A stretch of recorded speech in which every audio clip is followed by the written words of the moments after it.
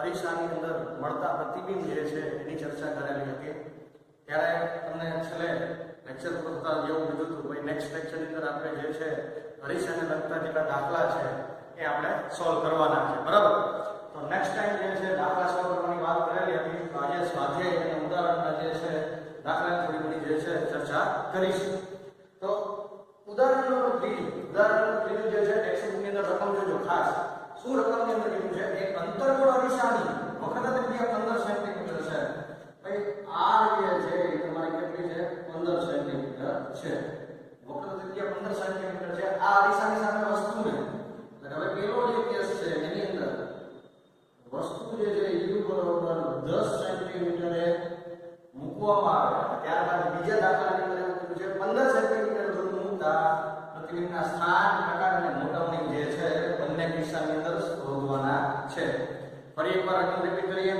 એક અંતર્ગોળ અરીસો છે, તેમની સામે 15 સેન્ટીમીટર એક અંતર્ગોળ અરીસાની જે છે વક્રતા ત્રિજ્યા કેટલી છે? 15 સેન્ટીમીટર છે।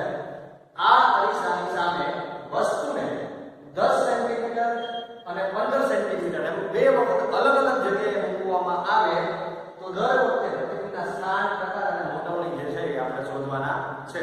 તો વક્રતા ત્રિજ્યા તો તમારી એમ જ આવવાની છે। તો કેવો અરીસો છે પેલા નક્કી કરો। અંતર્ગોળ અરીસો છે। અંતર્ગોળ અરીસાની અંદર મેં તમને કીધું હતું ભાઈ એની કેન્દ્ર લંબાઈ હંમેશા કેવી હોય? ઋણ હોય।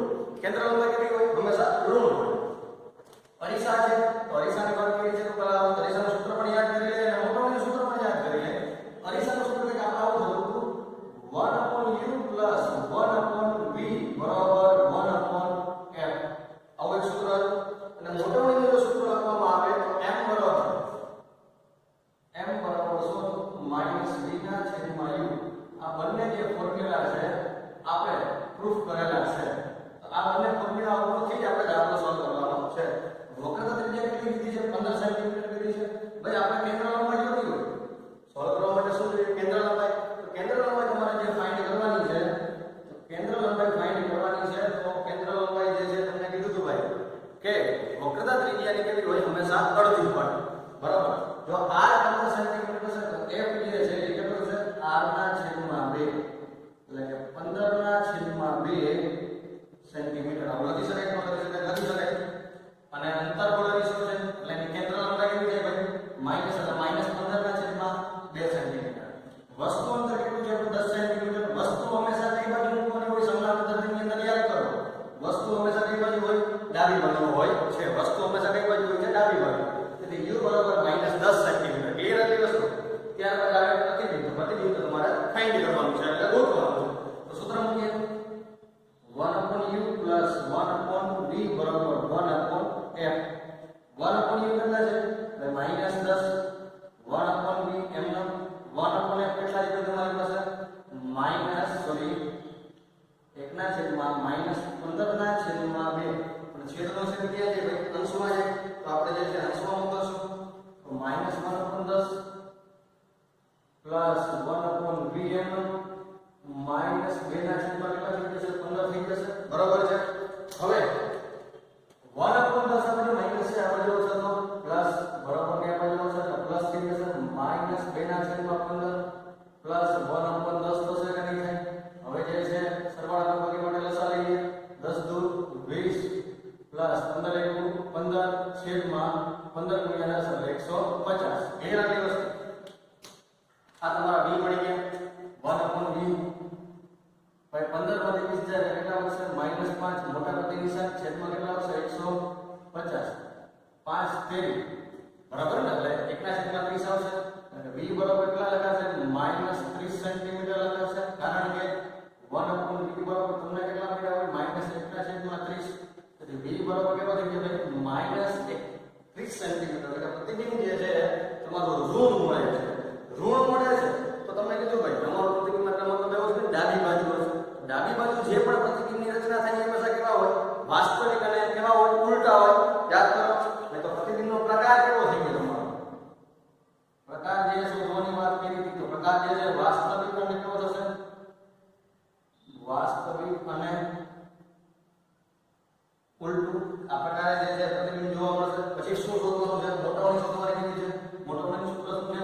-v/u m બરાબર -v/v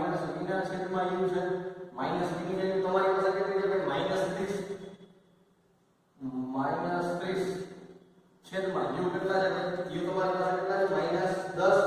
-10 મૂકીએ. આ માઈનસ માઈનસ કેવો થઈ જશે? પ્લસ થઈ જશે. છેદમાં કેટલા આવશે? -10. એટલે એનો જવાબ કેટલો આવશે? -3. એ મોટામાં જે છે -3 જે છે જોવા મળશે. મોટામાં એકદમ હોય નહીં. આ તમારી શું મળી ગઈ? મોટામાં મળી ગઈ. ક્લિયર? આ ખબર પડી ગઈ દાખલામાં? હવે આવો ને બીજો જે કિસ્સો છે એની અંદર તમારે વસ્તુ જે છે 15 સેન્ટીમીટર મૂકવાની છે. આપણે પેલો જે ભાગ છે એની અંદર આપણે શું મેળવ્યું? મોટામાં -3 મેળવ્યું. બરાબર? હવે બીજો જે દાખલો છે એની અંદર વસ્તુ અંતર જે છે 5 સેન્ટીમીટર આપેલું છે. કેટલું આપેલું છે? 5 સેન્ટીમીટર આપેલું છે. વસ્તુ જો 5 સેન્ટીમીટર આપેલી છે અને કેન્દ્ર લંબાઈ તમારી પાસે કેટલી છે? -15 ના છેદમાં 2. વસ્તુ તમારી કઈ બાજુ છે? ડાબી બાજુ હશે. એટલે -5 ના છેદમાં તો v તમારે ગોતવાના છે. અને શું ગોતવાના છે ભાઈ? મોટોની જે છે ફાઇન્ડ કરવાની છે. તો સૂત્ર લખીએ 1/u + 1/v બરાબર 1/f. 1/u છે આપણે શું ફાઇન્ડ કરવાના છે? v ફાઇન્ડ કરવાના છે. તો u પ્લસ છે આપણે જવા દો -1/f -1 શું થઈ જશે? u 1/v બરાબર u -f છેદમાં f * u. એટલે આપણે છૂટી ગુણાકાર કરી લીધો ભાઈ. હવે આના ગેસ પ્રમાણે લખી નાખો. v બરાબર આવું થઈ જશે f * u છેદમાં કેટલો થઈ જશે? u - f થઈ જશે. હવે v ને એમ રાખીએ આપણે. f તમારી પાસે કેટલા છે? f -15 ના છેદમાં 2 ઇન્ટુ u કેટલા છે તમારી પાસે? -5 છે છેદમાં u - 5 -15 ના છેદમાં 2. હવે જે છે સરવાળો કરવા માટે નીચેના છેદમાં જે છે તમારે શું લેવું પડશે? લસા લઈએ. vm ઉપર માઈનસ માઈનસ કેટલા થઈ જશે? પ્લસ 15 × 75 છેદમાં કેટલા આવશે? 2 છેદમાં 5 × 10 -10 -15 છેદમાં 2. આ બે ભેળાઈ જશે. અંશનો છેદ અને છેદનો છેદ થઈ જશે. હવે એના પછી અંશમાં કેટલા વધશે ભાઈ? 75 વધશે. છેદમાં કેટલા વધશે? આ માઈનસ માઈનસ કેવો થઈ ગયા છે? પ્લસ થઈ ગયા છે. 15 માંથી 10 જાય એટલે 5 વધે. તો કેટલા થશે? 15 × 75 થશે કે નહીં થાય? બરાબર. v બરાબર તમને ખબર પડી ગઈ. v બરાબર કેવા થઈ ગયા? 15. 15 જે છે એ તમારા કેવા આવે છે? પ્લસ આવે છે. તો આનો મતલબ એવો થઈ ગયો તમારું પ્રતિબિંબ જે છે એ દિશાની બાજુ હશે, પાછળની સાઈડ હશે. કારણ કે અંતર્ગોળા દિશો છે. તો અંતર્ગોળા દિશાની પાછળની સાઈડ પ્રતિબિંબ રચાણું હોય તો એ પ્રતિબિંબ કેવું હશે? આભાસી અને ચતુ હશે. બરાબર. તો લખી નાખું ભાઈ પ્રતિબિંબ જે છે એનો પ્રકાર કેવો હશે? પ્રકાર જે છે એ આભાસી અને ચતુ હશે. આભાસી અને ચતુ. બરાબર. આભાસી અને ચતુ જે છે એવા પ્રકાર પ્રતિબિંબ રચાતો છે. હવે મોટવણી મેળવી લઈએ. m બરાબર શું થાય? v ના છેદમાં u બરાબર -v ના છેદમાં u. v કેટલા છે ભાઈ તમારી પાસે? -15 છેદમાં u કેટલા છે ભાઈ? -5 છે. 5 + 15 એટલે કેટલા થઈ ગયા? 3 થઈ ગયા. તેથી મોટવણી તમારી કેટલી થઈ ગઈ? +3 થઈ ગઈ. ખબર પડી ગઈ એટલી વસ્તુ? ક્લિયર?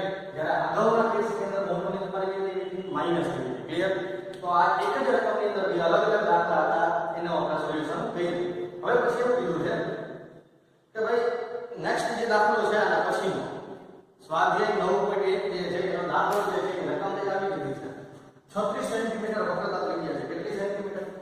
36 સેન્ટીમીટર વક્રતા ત્રિજ્યા. એટલે કે એનો મતલબ એવો થઈ ગયો કે r નું મૂલ્ય તમારી પાસે r બરાબર 36 સેન્ટીમીટર છે. બરાબર. અંતર્ગોળ રેખાની સામે 2.5 ઊંચાઈની વસ્તુ છે. એટલે કે h બરાબર 2.5 સેન્ટીમીટર ઊંચાઈની વસ્તુ છે. એક નાની મીણબત્તી 27 સેન્ટીમીટર અંતરે મૂકવામાં આવેલ છે. u જે છે એ 27 સેન્ટીમીટર છે. ભાઈ 27 સેન્ટીમીટર વસ્તુ મૂકવાની છે. 2.5 સેન્ટીમીટર ઊંચાઈની વસ્તુ છે. મીણબત્તીનું સ્પષ્ટ પ્રતિબિંબ મેળવવા માટે પડદાની અરીસાથી કેટલા અંતરે રાખવો જોઈએ? એટલે તમારે શું ગોતવાનું થાય ભાઈ? v તમારે જે છે એ ફાઇન્ડ કરવાનું છે. તમારે પ્રતિબિંબ અંતર જે છે ફાઇન્ડ કરવાનું છે. પ્રતિબિંબ અંતર મળી ગયું પછી આ બધું કીધું કે પ્રતિબિંબનો પ્રકાર અને ઊંચાઈ જણાવો. તો પ્રકાર અને ઊંચાઈ જે છે જણાવવાની છે. તો પ્રકાર તમને ખબર જ હશે ભાઈ. પ્રતિબિંબ મળી જાય પ્રતિબિંબનો પ્રકાર આ મળી જશે તો h ડેશ મેળવવાની છે ઊંચાઈ. પછી એવું કીધું છે કે મીણબત્તીને અરીસાની નજીક લઈ જતા પડદો કેવી રીતે ખસેડવો પડે? જેમ જેમ મીણબત્તી તમે અરીસાની નજીક લઈ જાવ પડદો કેવી રીતે ખસેડવો પડશે તો એની ડિસ્કસ આપણે દાખલો ઉપર થાય ત્યારે આપણે કરીશું. બરાબર. તો એક જ દાખલાની અંદર ત્રણ અલગ અલગ ક્વેશ્ચન જે પૂછેલા છે. સૌથી પહેલા v જે છે v ફાઇન્ડ કરવાનું છે. પહેલા તો કેન્દ્ર લંબાઈ મેળવવી પડશે. કેન્દ્ર લંબાઈ f r ના છેદમાં કેટલી થાય 2 થાય. 36 ના છેદમાં 2 એટલે કે 18 સેન્ટીમીટર. 18 કેવો થશે માઈનસ કેવો અરીસો છે અંતર કોણ અરીસો છે એટલા માટે. તો v ફાઇન્ડ કરવા માટે આપણે ફોર્મ્યુલામાં થોડી વાર પહેલા સાબિત કીધું.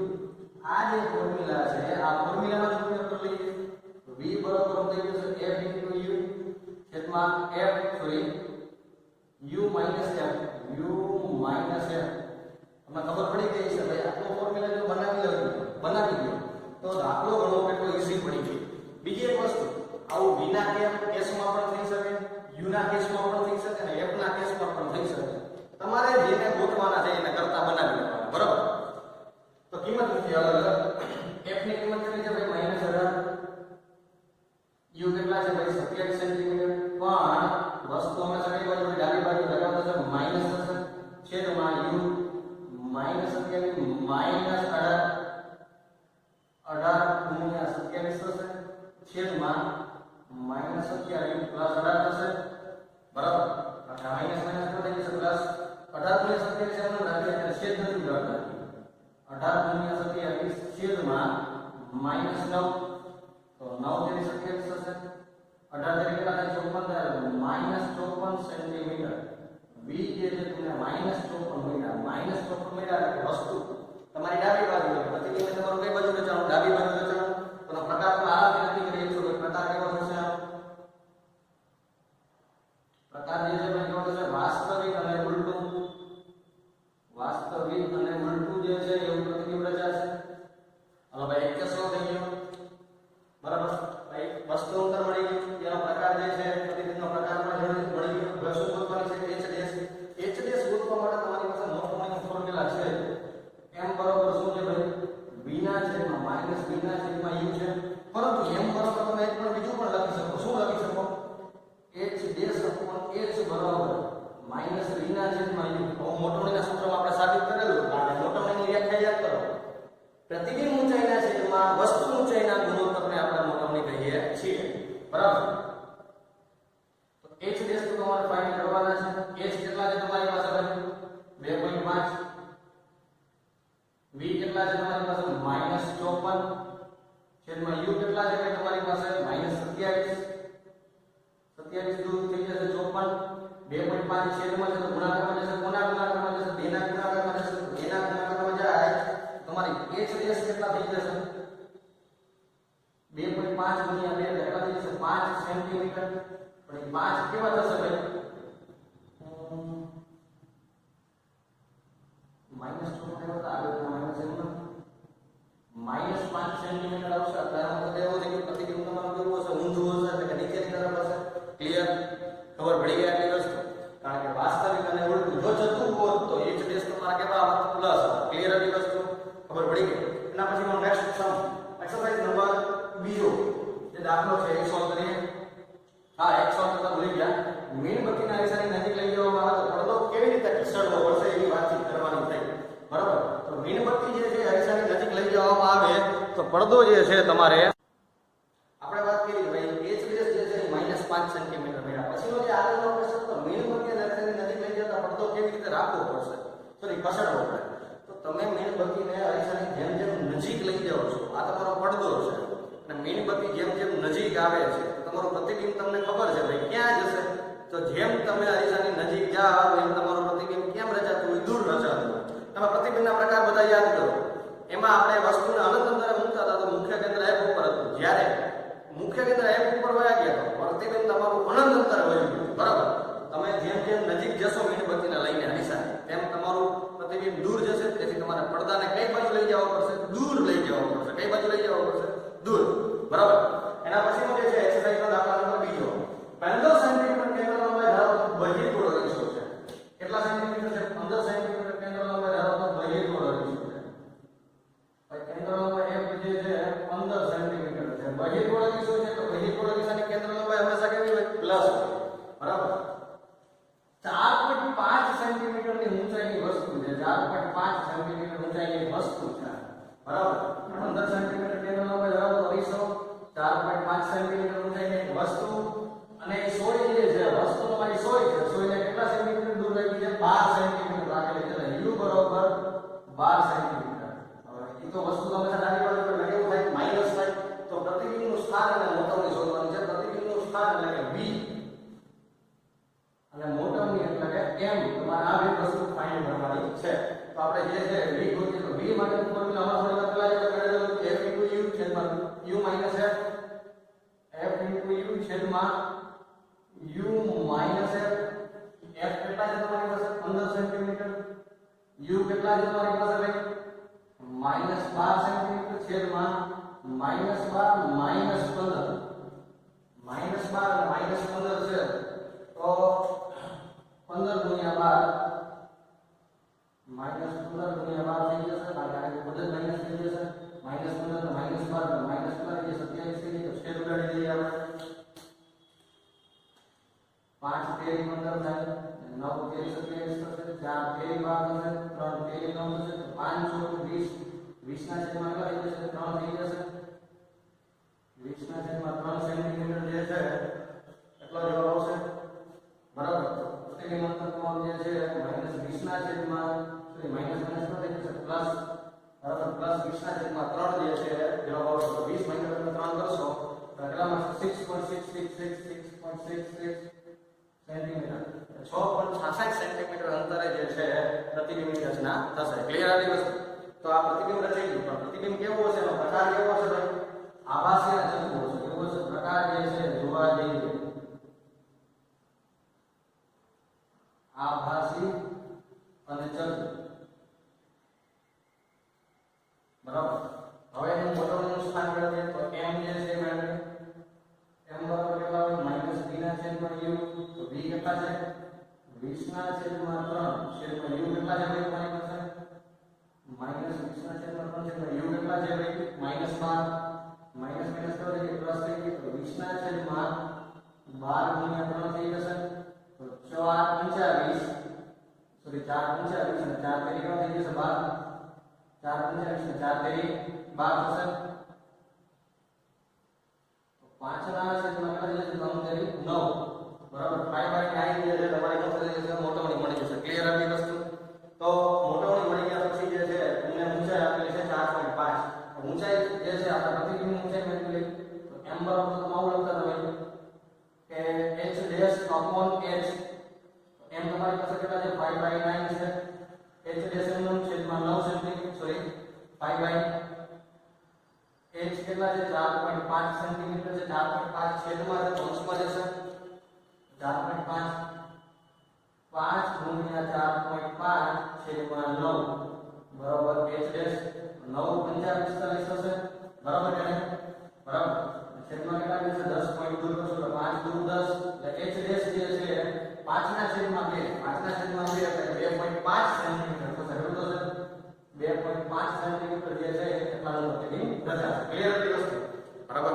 તો આજે આપણે જે છે આ ત્રણ સમની જે છે વાતચીત કરી. નેક્સ્ટ સમ દાખલા સોરી નેક્સ્ટ ચેપ્ટર ની અંદર જે છે આનાથી આગળના જે સમ અને આગળના ટોપિકની ચર્ચા વિચારણા કરીશું. બરાબર.